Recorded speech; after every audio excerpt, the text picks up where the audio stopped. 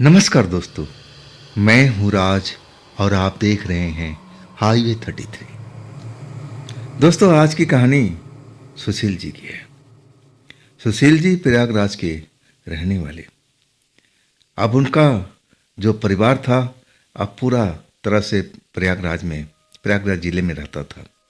लेकिन सुशील जी जो थे ना, नौकरी के सिलसिले में अब अपने गांव से बाहर दूसरे शहर में रहते थे। ये वाकया है 2004 की। सुशील जी बताते हैं कि जब मैं 17-18 साल का था ना, तब हमारे गांव में एक बुजुर्ग, जो अब नहीं है, वो कहा करते थे हम लोग को, जो हम उम्र लड़के थे, जो हम शाम के टाइम में लुका छिपी खेलते थे या अन्य खेल खेलते थे, तो डांटते थे। वो कहते थे कि अरे लड़के, देखो शाम ढल गया है, तुम लोग अपने अपने घर जाओ, नहीं तो वो आ जाएगी। अगर वो आ गई ना, तो तुम में से एक को पकड़ के ले जाएगी। लेकिन हम लोग समझते नहीं थे कि वो कौन होगी, क्या मतलब है उनका कहने का। हम लोग का बड़ा आश्चर्य होता था। हम सारे लड़के इकट्ठे होके अब पूछने लगते थे उन बुजुर्ग से कि कौन आ जाएगी चाचा, किसकी बात कर रहे हो।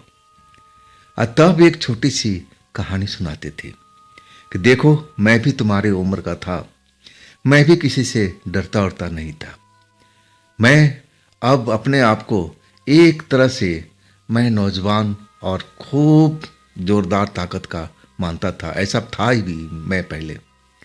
और मैं कहा जाए ना कि शाम के टाइम या रात के टाइम मैं किसी से भी डरता नहीं था, भूत प्रेत को मानता नहीं था। अब एक रात मैं रोड से किसी काम से शहर गया हुआ था, लौट रहा था। मेरी भी उम्र 20-22 साल की रही होगी। तुम्हारी तो चलो 17-18 साल की है, लेकिन मेरी 20-22 साल की उम्र रही होगी। अब मैं रोड से अकेला ही पोखर वाले रास्ते से आ रहा था। और तब मैंने एक लड़की को देखा पोखर के पास में। मैं समझा था कि वो हमारे गांव की लड़की है। अब ये रात में क्या कर रही है। मैंने उसको आवाज देना शुरू किया, जैसे आवाज को मेरी सुन नहीं रही थी। और तब मैं बिना डरे हुए अब उस पोखर के पानी के तालाब के पास चला गया।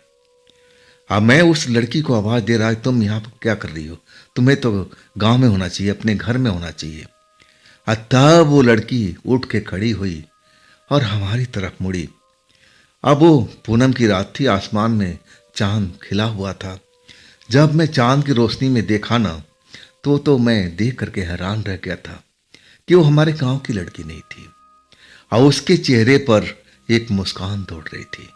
मुझे देख करके वो और मुस्कुराने लगी थी। और फिर मेरे पास में वो आ गई और कहने लगी कि बड़े अच्छे वक्त पर आए हो, मैं तुम्हारी जैसी लड़की की तलाश कर रही थी। और इसके बाद ना जाने वो ऐसा कौन सा जादू किया था कि मुझे कुछ भी होश नहीं था।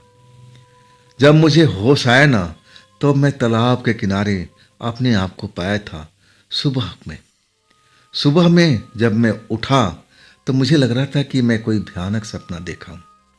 लेकिन मैं अब अपने कपड़े लत्ते देखे तो मुझे एहसास हुआ कि मेरे साथ में जरूर कुछ हुआ है। और वो बुजुर्ग हम लोग को अब डराने की कोशिश करते थे कि देखो बच्चा, वो तालाब वाली लड़की है ना, वो कहीं भी घूम सकती है। और हालांकि हमारे गांव से वो तालाब ज़्यादा दूरी पर नहीं था।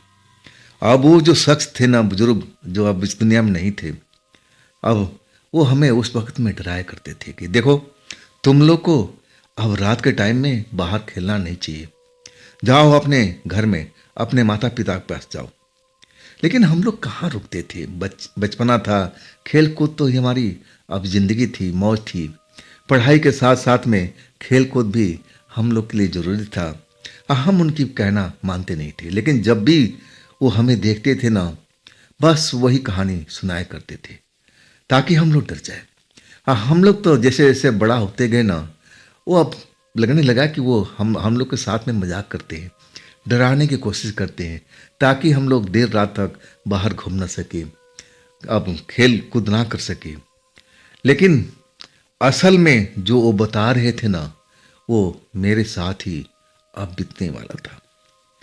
साल 2004 था। मैं अब अन्य शहर में नौकरी करता था।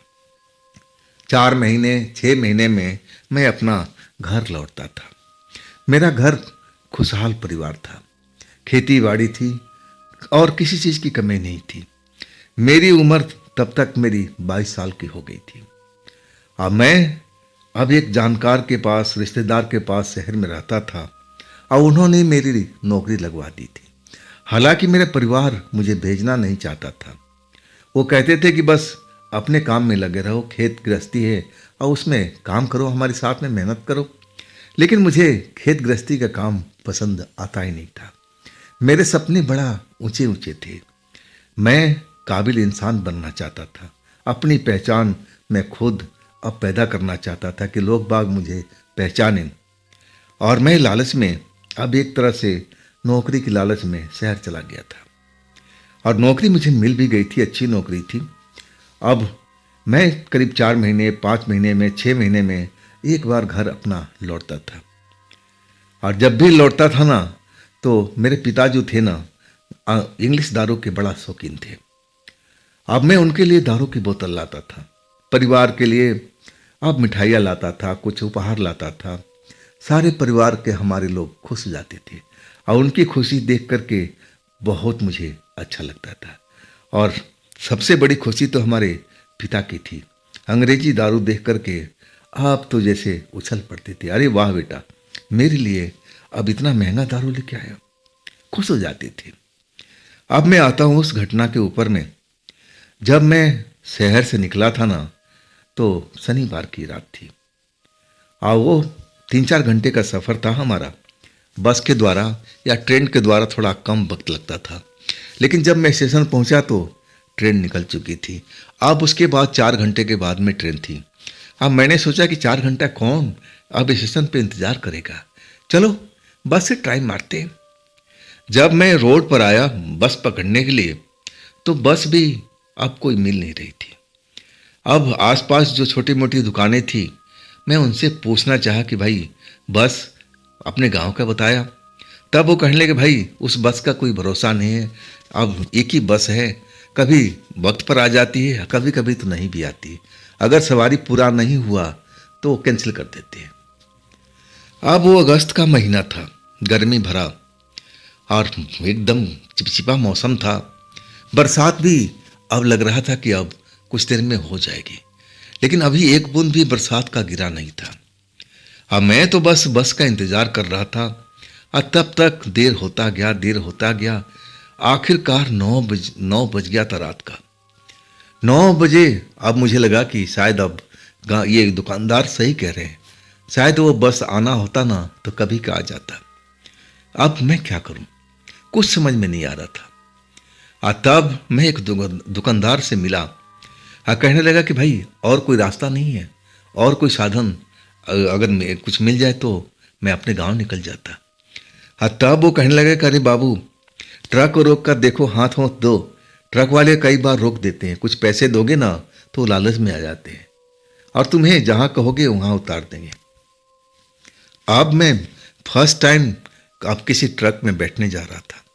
मेरा कोई पुराना अनुभव नहीं था। मुझे भी बड़ा रोमांच महसूस होने लगा कि चलो आज ट्रक की सवारी करते हैं। और इसके बाद में जो भी ट्रक गुजरता हाथ देने लगता। मेरे पास अपना एक पिट्ठू बैग था जिसमें पापा के लिए दारू, परिवार के लिए कुछ मिठाई और कुछ खिलौने वगैरह छोटे बच्चों के लिए था। यही सब सामान, मेरे कपड़े लगते और जो मैं पीठ पर और पिट्ठू बैग में डाल रखा था। ट्रक वाले मेरी तरफ देखते और फिर आगे निकल जाते। 10 बज चुका था। 10 बजा तब भी एक भी ट्रक वाला रुका नहीं। और तब तक जो वहाँ दुकानदारी थी, अब वो अपना दुकानदारी बंद करके सब लोग चले गए थे। अब एक तरह से उस जगह पर सन्नाटा पसर गया था। मैं बड़ा परेशान रहने लगा। अरे भाई, ट्रक वाले रोक नहीं रहे, बस का कहीं अता पता नहीं है, अब मैं क्या करूं? क्या मैं अपने अब जगह पर लौट जाऊं? और तब मैंने कहा कि एक बार और कोशिश करते हैं, देखते हैं ट्रक वाला कोई रोक दे तो मैं अब अपने गांव की तरफ निकल जाऊंगा। हाँ, वही मैंने किया। एक ट्रक वाला आता दिखा तो मैंने हाथ देना शुरू किया। ट्रक वाला स्पीड धीमे करने लगा। तब मेरे मन में अब एक तरह से खुशी होने लगी, अरे रोक रहा है धीरे धीरे। आखिरकार वो मेरे पास में आकर रोका। अब कंडक्टर सर निकाल करके कहने लगा, कहाँ जाना है लड़के? मैं अपने गांव का अब नाम बताया कि भाई फलानी जगह जाना है। हाँ, तब वो छूटते कहने लगा कि हाँ, इतने पैसे लगेंगे। अब मुझे पैसे की परवाह नहीं थी, पैसा भी अब बस के बराबर ही था। मुझे लगा कि बस अब ये लपक लो, अगर ये ट्रक निकल गया ना जाने अब कब मिलेगा नहीं मिलेगा, कहीं मुझे वापस अपने घर ना जाना पड़े। मैं हाँ भर बोल दिया, हाँ मैं बिल्कुल देने के तैयार हूँ। वो कंडक्टर अब खिड़की खोल चुका था, साइड में हट के बोला, अंदर आ जाओ। मैं अब ट्रक के अंदर, और इसके बाद ट्रक चल पड़ी थी। अब इसके बाद जब मैं अपने ठिकाने पर, अपने बस स्टॉप के पास, अब जब मैं उतरा ट्रक से उसको पैसे दे करके, तो रात के करीब 2 बज रहे थे। मैं भी डरपोक नहीं था, मैं भूत प्रेत को मानता तक नहीं था, और ना मैंने कभी भूत प्रेत को देखा था। वो जो रात थी ना, वो भी पूनम की रात थी। आसमान में बड़ा सा चांद भरपूर रोशनी लिए हुए था। जब बरसात वाली बादल आ जाती थी ना, तो पूरा एरिया अंधकार में डूब जाता था कुछ देर के लिए, और फिर बादल जैसे छट जाती थी, चांद मुस्कुराने लगता था। ऐसे ही लुका छिपी चांद बादलों के साथ में खेल रहा था। अब चिपचिपा मौसम होने के कारण शरीर से पसीने निकल रहे थे और प्यास लग रहा था। प्यास के मारे मेरा जुबान चटपटा रहा था। मैं अब सोचने लगा कि यहाँ से मुझे 2.5 किलोमीटर का सफ़र पैदल करना है।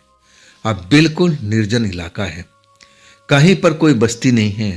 पहला जो हमारा गांव पड़ेगा वही है, और उससे पहले मुझे पानी मिलने वाला नहीं है। तभी मुझे ध्यान आ गया कि अरे रोड के किनारे थोड़ी दूरी पर जाकर के वो बड़ा सा पोखर है। अब पोखर में पानी साफ रहता है। अब वहाँ के लोग पानी भी, अब जो राहगीर वगैरह हैं, पानी पीने के लिए इस्तेमाल करते हैं। पानी मीठा है, उसमें कोई कमी नहीं है। चलो कम से कम अपना प्यास तो बुझा लूँगा ना, इतना तो कर सकता हूँ ना। आज फिर मैं ज़्यादा कुछ ध्यान नहीं दिया। हालांकि मेन जो रास्ता था मेरे गांव का, अब उससे एक रास्ता कटता था जो पोखर के साइड से होकर के शॉर्टकट मेरे गांव की तरफ जाता था, बड़ा नज़दीकी था। अब जो मेन रास्ता था 2.5 किलोमीटर का था, अब मेरे ख्याल से वो रास्ता 2 किलोमीटर पड़ता था, तालाब वाला रास्ता। अब प्यास तो लग रही थी, जुबान अब चटपटा रहा था कि पानी की ज़रूरत है, और पानी का महसूस मुझे अब कमी महसूस हो रही थी। मुझे लगा कि चलो तालाब वाले रास्ते से निकलते हैं और तालाब में थोड़ा बहुत पानी पीकर कंठ को अपना अब एक तरह से सही कर लेंगे, अब फिर अपना रास्ता तय कर लेंगे, घर जाके जी भर के पानी पिएंगे। वही मैंने अब करने जा रहा था। जब मैं तालाब के किनारे पहुंचा, वहां पर बिल्कुल सन्नाटा पसरा हुआ था। मैं दूर दूर तक देख रहा था। अब आसमान में कभी चांद निकलता था तो पूरी रोशनी हो जाती थी, और तब मैं देखता था तालाब पूरा एकदम साफ सुथरा मुझे दूर दूर तक दिखाई दे रहा था। तालाब का जो एरिया था अब कुछ ज़्यादा ही बड़ा था। अब बरसात का टाइम था, अब पानी जो भर जाता था तालाब का एरिया कुछ ज़्यादा ही अब विस्तार हो गया था। साफ पानी देख करके मैं अपने आप को रोक नहीं पाया। पानी मैं पीने लगा आंजुल भर भर करके, लेकिन प्यास ऐसा था कि जैसे रुक ही नहीं रहा था। जितना मैं पानी पीने की कोशिश करता आंजुल से, और उतना ही प्यास मुझे लगने लगी थी, और मैं जी भर के आंजुल से उठा करके पानी पीते जा रहा था। ऐसा मैं कम से कम 10 बार कर चुका था। और तभी मेरे पीछे अब कुछ लड़कियों की हंसने की आवाज़ आई। जब मैं पीछे मुड़कर देखा ना, तो 4 लड़कियां उसी पगडंडी से आती हुई दिख रही थी। मैं अब थोड़ा हैरान हो गया था। रात का 2 बज रहा, आसपास का इतना ही टाइम हुआ होगा। ये 4 लड़कियां कौन सी गांव की हैं भाई? या फिर ये भी कोई साधन से उतर करके इसी तालाब वाले रास्ते से तो नहीं जा रही है किसी गांव की तरफ? हालांकि वो मैं जब देखा नज़दीकी से ना, तो हमारे गांव की लड़की लगी नहीं। उनमें से एक भी लड़की हमारे गांव की नहीं थी। और इतनी चमकदार कपड़े पहन रखी थी कि हमारे गांव के लोग ऐसा वस्त्र पहनते नहीं थे। जुल्फे खुली हुई थी और हमारे गांव में तो बहुत अब एक पर्दा सा था। लड़कियां अपने सर ढक के चलती थी, दुपट्टा लेके चलती थी, लेकिन उन लड़कियों में ऐसा कुछ नहीं था। चमकदार सफ़ेद कपड़ा पहन रखी थी, सर के बाल खुले हुए, अभी हवा चलती थी तो लहरा रहा था। वो हमारी नज़दीक से गुजर रही थी।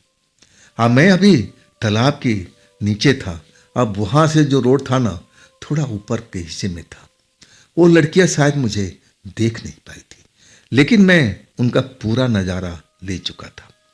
मन यही मैं सोच रहा था कि कौन लड़की हो सकती है, ये कहाँ से आई हैं, कहाँ जा रही हैं, मुझे थोड़ी देर देखना चाहिए।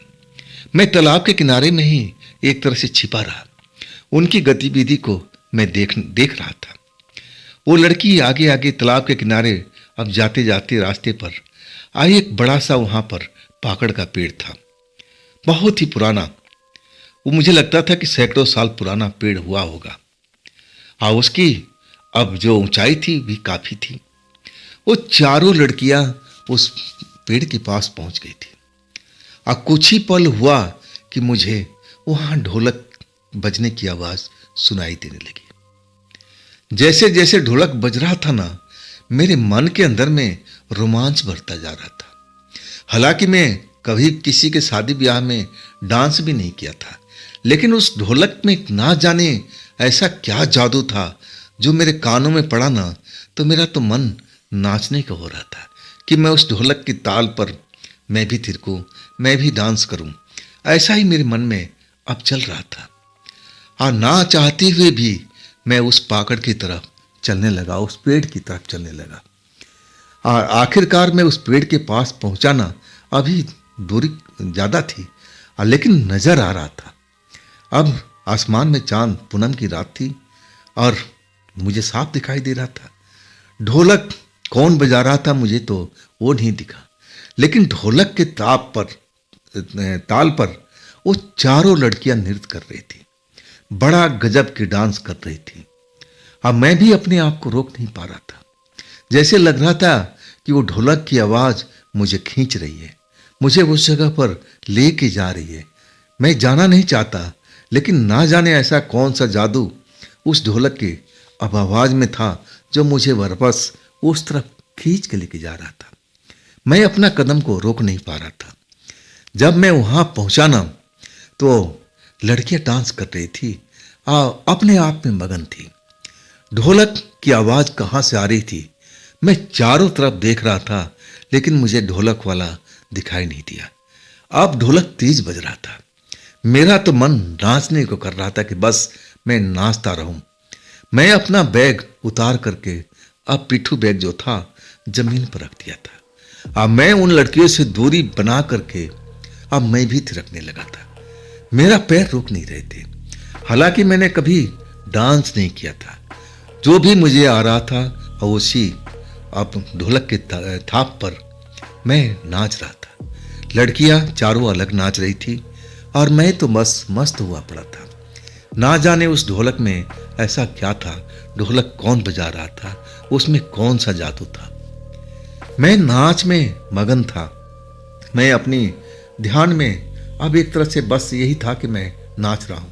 मुझे बड़ा आनंद आ रहा है नाचने में। आखिरकार ढोलक बंद हुआ। और जैसे ही ढोलक की आवाज बंद हुआ ना, तो मैं भी अब थक चुका था। शरीर से पसीना निकल रहा था, लेकिन जब मैं नाच रहा था ना, तो पसीने से अब मुझे कोई दिक्कत नहीं हो रही थी। लेकिन अब जैसे ही डांस रुका मेरा, ढोलक की आवाज बंद हुई, तो मैं तो सर से पैर तक पसीने में भीगा हुआ था। पूरा शरीर चिप चिप चिप चिप कर रहा था। गर्मी जैसे एकदम अब मेरे को लग रही थी। पसीना अब चिप चिप, ऊपर से गर्मी का एहसास। अब मैं तो बस मुड़ करके उन लड़कियों की तरफ देखा, तो लड़कियां अब उस जगह पर दिखाई नहीं दे रही थी जहां डांस कर रही थी। अब मुझे समझ नहीं आता कि मैं इस जगह पर कैसे आ गया। ये सब मैं कर क्या रहा था, मैं क्यों भला डांस करने लगा, वो भी आधी रात के वक्त में। अब ढाई के आसपास मेरे ख्याल से अब इतना ही टाइम अब होना चाहिए था। और तभी मेरा ध्यान मेरे बैग की तरफ गया। बैग के पास वो चारों लड़कियां बैठी हुई थी। अब मेरे बैग से सारा सामान निकाल करके बाहर फेंक दिया था। उनमें से जो मिठाई का डब्बा था वो निकाल निकाल करके अब एक तरह से उनका स्वाद ले रही थी। एक लड़की तो जो मैं अपने पापा के लिए दारू लेके आया था, महंगी दारू, अंग्रेजी दारू, और उसको खोल करके बिना बिना कुछ साधन के सिर्फ बोतल का, अब एक तरह से बोतल के द्वारा ही अब उसका आनंद ले रही थी। मैं जब देखा ना तो मुझे बड़ी हैरानी हुई, इनकी साहस कैसे हुई मेरे बैग को हाथ लगाने के लिए। एक तरह से मुझे गुस्सा अब आ चुका था। मैं दूर से उन लड़कियों को ललकारना शुरू किया, अरे तुमने मेरा बैग को कैसे हाथ लगा दिया? ये मिठाई क्यों खा रही हो? ये मेरे पापा का दारू का बोतल को तुमने कैसे खोल दिया? वो लड़कियां जैसे सुन नहीं रही मेरी बात को, उनको जैसे मेरी बात का असर ही नहीं हो रहा था। मैं गुस्से में पैर पटकता हुआ और अब अपनी बैग के पास पहुंचा। अब मैं पास आकर खड़ा हो गया था और उन पर चिल्ला रहा था कि तुम्हारी हिम्मत कैसी हुई हमारी बैग खोलने के लिए? उनमें से सारा सामान तुमने बाहर फेंक दिया है। अब मिठाई को तुम खाए जा रही हो, मेरे पापा वाला दारू भी पी रही हो। तुम लोग हो कौन? कुछ देर तक वो सन्नाटा में जैसे उस जगह पड़ी रही, बिल्कुल खामोश हो गए थे। जो लड़की दारू पी रही थी वो भी मेरी तरफ देखने लगी थी। जो तीनों लड़की मिठाई खा रही थी अब वो मेरी तरफ घूर रही थी। अचानक जो दारू वाली लड़की थी, जो दारू का सेवन कर रही थी, वो उठ करके झम से खड़ी हो गई, एक हाथ में दारू और मेरे पास आकर के अब मेरे बालों से खेलने लगी। और तीनों लड़कियों कह रही है, अरे देखो ना, अच्छा भला शिकार मिल गया है। अब तुम लोग क्या कहती हो, किसका नंबर है? आप तो जैसे मैं एकदम उनकी बात सुनकर के और गुस्से में आ चुका। ये क्या बदतमीजी है? तुम लोग हो कौन और ये सब क्यों कर रही हो? ये दूसरे के सामान को तुमने कैसे हाथ लगा लिया? मैं अभी भी गुस्से में था और उनको डांट फटकार लग रहा था। और वो लड़की मेरे समीप खड़ी हुई, एक हाथ में खुली हुई बोतल और दूसरा हाथ मेरे सर पर फेरते जा रही थी। अब मैं उसको दूर करने की कोशिश कर रहा है, दूर खड़े हो, दूर खड़े हो, दूर से बात करो। मैं इतनी लड़कियों को नजदीक कभी आया भी नहीं था। मेरी उम्र ही क्या हुई थी, 22 साल का, 22-23 साल का रहा होगा मैं। अब मैंने आज तक कभी किसी लड़की के प्यार में पड़ा भी नहीं था। अभी तो मेरी इतनी उम्र भी नहीं हुई थी। और हमारे यहाँ पर, हमारे गांव में प्रेम का कोई चक्करबाजी था नहीं। और हमारे परिवार बहुत पुराने ख्यालों का था। अगर उनको जरा भी पता लग जाता कि मैं किसी लड़की से प्यार कर रहा हूँ तो मेरी खाल उधेड़ देते। अब हमारे यहाँ पर डायरेक्ट शादी किया जाता था। अब वो लड़का हो लड़की दोनों को मंजूर होता था। अब उसके खिलाफ वो जा नहीं सकते थे। ऐसा ही हमारे घर में नियम था। अब उस लड़की के बर्ताव से मैं एकदम गुस्से में आ चुका था। बार बार उसको दूर कहता था कि दूर हो जाओ, दूर हो जाओ। लेकिन लड़की बड़ा साहसी थी, दुस्साहसी कहा जा सकता है। वो मेरे बालों से खेल रही थी, मुस्कुरा रही थी। अचानक वो तीनों लड़की को बोलती है, तुमने मिठाई खा लिया ना, अब तुम लोग जाओ, ये मेरा शिकार है, हाँ मैं इसे निपट के आती हूँ। तीनों लड़कियां झम से उठी और जिधर से आई थी उधर ही निकल चली थी। मैं उस जगह पर अकेले, वो लंबी वाली लड़की मेरे साथ में खड़ी अभी मुझे टच कर रही थी, मेरे को बालों से जैसे पकड़ रही थी, खेल रही थी मेरे से। हाँ, मैं उससे दूर भाग रहा था, उसको दूर धकेल रहा था। ये क्या कर रही हो? आखिरकार वो तीनों लड़कियां चली गई। अब मैं और वो लड़की उस जगह पर अकेले। अब मैं उस बैग का सामान, जो मेरे कपड़े लत्ते बाहर गिरे हुए थे, कुछ और भी सामान थे जो उन लड़कियों ने हाथ नहीं लगाया था, जैसे बच्चों का खिलौना, मैं उनको अब अपने बैग में डालने लगा। मिठाई का खाली डिब्बा मेरा मुंह चिढ़ा रहा था। और वो दारू वाली लड़की अब बिल्कुल मेरे पास में आके खड़ी हो गई थी। अब वो मुझे कुछ बोल नहीं रही थी, बस घूर रही थी, मुस्कुरा रही थी। और तब तक मैं सारा सामान जो भी था पड़ा हुआ बैग में डाल चुका था। बैग को उठाया और अपने पीठ पर टांग लिया था। हाँ, तभी वो लड़की मेरा एक हाथ को पकड़ लिया। जैसे ही हाथ पकड़ा ना, मेरी शरीर में जैसे बिजली का करंट अब अनुभूति होने लगी। जैसे लगा कि मेरे शरीर में अब करंट दौड़ रहा है। ये अनुभूति मुझे अलग सा महसूस हो रहा था। मुझे कोई कष्ट नहीं हो रहा था। ऐसे लग रहा था कि मेरा शरीर बिल्कुल हल्का हुआ जा रहा है, बिल्कुल हल्का हुआ जा रहा है। मुझे बड़ा आनंद आ रहा था। अब ऐसा जी कर रहा था कि बस आंखें बंद कर लो, इस अनुभूति का आनंद लो। ऐसा हुआ, मैं जानबूझकर के अपनी आंखें बंद नहीं किया। आंख तो अपने आप बंद हो चुकी थी। जैसे ही आंख बंद हुई, अब मुझे हर तरफ अंधेरा ही अंधेरा दिखाई दे रहा था। या तो मैं अब बेहोशी की दुनिया में चला गया था। हाँ, कुछ आवाजें मुझे जरूर सुनाई पड़ रही थी। वो लड़की जैसे मुझे पकड़ करके ना जाने कहाँ लेके जा रही थी। मैं चलता जा रहा था, जैसे नींद में हूँ, बेहोशी में हूँ, लेकिन मैं चल रहा हूँ। आखिरकार हमारी यात्रा खत्म हुई और अंधेरा जैसे छटने लगा था। तब मैंने देखा कि अरे, मैं किसी कमरे के अंदर आ चुका हूँ। वहाँ पर मध्यम रोशनी जल रही है। रोशनी का सोर्स क्या था मुझे समझ में नहीं आ रहा था। उस जगह पर एक शानदार मखमली पलंग, जैसे उस पर बिस्तर लगे हुए, सफेद बिस्तर। वो लड़की मुझे उसी पलंग पर बिठा दिया। मैं जादू से बंधा हुआ था। ना जाने उस लड़की को मैं बार बार देख रहा था। वो लड़की मुझे बहुत अच्छी लगने लगी और ऐसा अच्छी लगने लगी कि मुझे उस पर प्यार आने लगा। फिर वही हुआ जो लड़की का मकसद था, जिस मकसद के लिए वो लड़की मेरे साथ ऐसा खेल खेली थी, वो सब कुछ होने लगा था। आखिरकार मैं थक चुका था और मेरी आंखें अब एक तरह से बंद हो गई थी। नींद के झोंके आने लगे थे। मैं जैसे गहरी नींद में सो चुका था। जब कुछ लोगों की आवाज आई, तब मेरी आंख खुली थी। जब मैं आंख खोल कर देखता हूं तो सुबह होने जा रही है।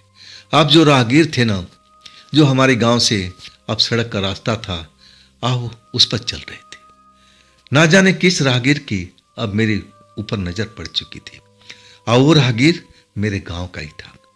मेरा नाम लेकर के, सुशील, सुशील, तुम इस पोखर के पास, पेड़ के पास क्या कर रहे हो? मैं जब अपने आप को देखा ना, तो वाकई में उसी पेड़ के पास जमीन पर गिरा हुआ था। मेरा बैग मेरे पास में ही था और मैं अपने आप को जैसे आश्चर्य से डूबा हुआ देख रहा हूं कि क्या, कहां मैं आ गया, कुछ समझ में नहीं आ रहा था। मैं 10 मिनट तक बताऊं ना कि मैं याद करता रहा कि मेरे साथ में हुआ क्या है। मैं इस जगह पर कैसे आ गया, मैं इस जगह पर क्यों सो रहा था, यहाँ सोने का मेरा मकसद क्या था। मैं तो शहर से चला था गांव के लिए, इस जगह पर मैं कैसे पहुंच गया। वो जो लड़के थे, जो हमारे गांव के राहगीर थे, अब मेरे पास में आ गए थे। उनको शायद डाउट हो गया था कि जरूर मेरे साथ में कुछ हादसा हो गया। अब वो तो मेरे से पूछने लगे कि सुशील, क्या तुम बता सकते हो कि तुम इस जगह पर क्या कर रहे थे, इस जगह पर क्यों सो रहे थे? अब वो बता रहे थे कि देखो सुशील, हमने तो इस जगह के बारे में सुना है कि यहाँ पर कुछ आत्माएं भटकती रहती हैं, कुछ ऐसी शक्तियां हैं जो यहाँ पर नजर आती है। हमारे बुजुर्ग बताते थे। आज शायद तुमने भी वो बात सुना होगा। तो तुम्हें डर नहीं लगा इस जगह पर आराम करते हुए? क्या बात है सुशील, अब साफ साफ बताओ। 10 मिनट तक मैं अपने आप को अब एक तरह से याद करने की कोशिश कर रहा था कि आखिरकार मैं इस जगह पर पहुंचा तो कैसे पहुंचा। मुझे इस जगह पर आना ही नहीं चाहिए। मैं बैग खोला। बैग में अब दारू का बोतल नहीं था, मिठाई नहीं था। दारू का बोतल मुझे ध्यान नहीं आ रहा था कि कैसे गायब हो गया। मिठाई ध्यान नहीं आ रहा था कि मेरे बैग में से कैसे निकल गया।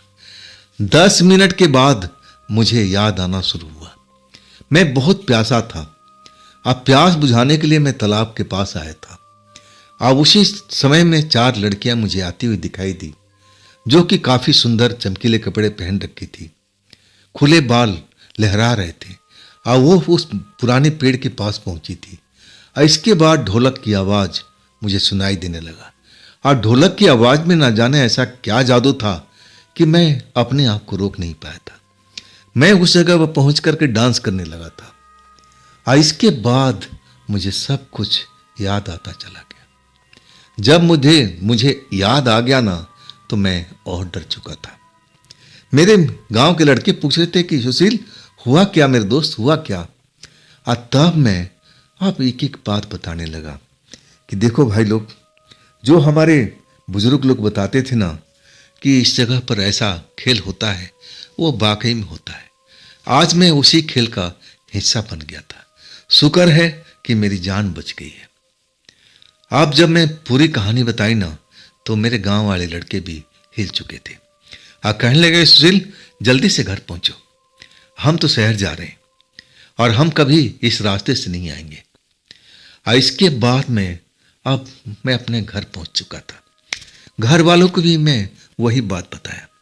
मेरे परिवार के लोग भी डर चुके थे, लेकिन सब भगवान को एक तरह से मान रहे थे कि भगवान की वजह से मैं कुल देवता की वजह से मैं रात को बच पाया था। वैसा जो संकट मेरे पर आया था, अब भगवान के द्वारा काट दिया गया था। अब मैं सही सलामत घर आ गया और इसी में मेरा परिवार बिल्कुल खुश था कि मेरी जान बच गई, बस यही काफ़ी है। और इसके बाद मैं कुछ दिनों तक उसी सोच में डूबा रहा था। मुझे लगता था कि वो चारों लड़कियां मेरे आंखों के सामने डांस कर रही है। कभी कभी तो रात के टाइम मुझे ढोलक की आवाज़ भी सुनाई पड़ती थी। और जैसे ढोलक की आवाज़ सुनाई पड़ती थी ना, तो मैं खौफ में भर जाता था। मैं अपने माँ को आवाज़ देता था, माँ माँ, मुझे ढोलक की आवाज़ सुनाई पड़ती थी। माँ भी समझ जाती थी, घर के परिवार के लोग जाग जाते थे और कहते थे कि बेटा ये सदमा है, कुछ दिनों तक ऐसा ही तुम्हें महसूस होगा। अब हमारे कुल देवता ने तुम्हारी जान बचाई है। और इसके बाद धीरे धीरे वो सदमा मुझे जो लगा था, वाकई में वो धीरे धीरे उभरा था। 15 दिन के बाद मैं उस सदमे से अब उबर चुका था। और इसके बाद मैं शहर पहुंच गया था काम में अपना। जब भी अब आता हूं ना, तो कभी रात के समय अब मैं गांव आने की कोशिश नहीं करता। मैं दिन ही दिन में अपना गांव पहुंचता हूं। और जब मुझे शहर आना होता है ना, तो पहले मैं रात के भी निकलता था कि मैं सुबह तक अब शहर पहुंच जाऊंगा, अपने काम पर चला जाऊंगा। लेकिन अब मैं अपने गांव से जब भी निकलता था दिन के टाइम में। हाँ, इसके बाद कुछ साल के बाद जब मैं 26 साल का हुआ, तब मेरी शादी भी हो गई थी। और इसके बाद जो मेरा डर था ना, जो कभी कभी सपना आता था कि मैं उसी पेड़ के पास में उन्हीं लड़कियों के साथ डांस कर रहा हूँ, वो सपना मुझे बहुत डराता था। और इसके बाद शादी होने के बाद वो सपना भी अब मेरे को आता नहीं था। तो दोस्तों, ये थी सुशील जी की भेजी हुई कहानी। ये कहानी आपको कैसी लगी कमेंट में ज़रूर बताइएगा। और दोस्तों, अगर आप मेरे नए चैनल पर अभी तक नहीं जा पाए हो, तो जल्दी से पहुंचिए ना राज की कहानियाँ में। उसमें भी बहुत अच्छी अच्छी कहानी डाल चुका हूँ। उन कहानियों का आनंद लीजिए। उसका लिंक मैं इसी वीडियो में डिस्क्रिप्शन में डाल चुका हूँ। और दोस्तों, ये भी चैनल आप ही का है, तो इसको भी अपना प्यार दीजिए, लाइक कीजिए, सब्सक्राइब कीजिए, अपने दोस्तों को शेयर कीजिए। और फिर हम मिलते हैं कल इसी टाइम इसी चैनल पर। आप लोग अपना ख्याल रखिएगा। नमस्कार।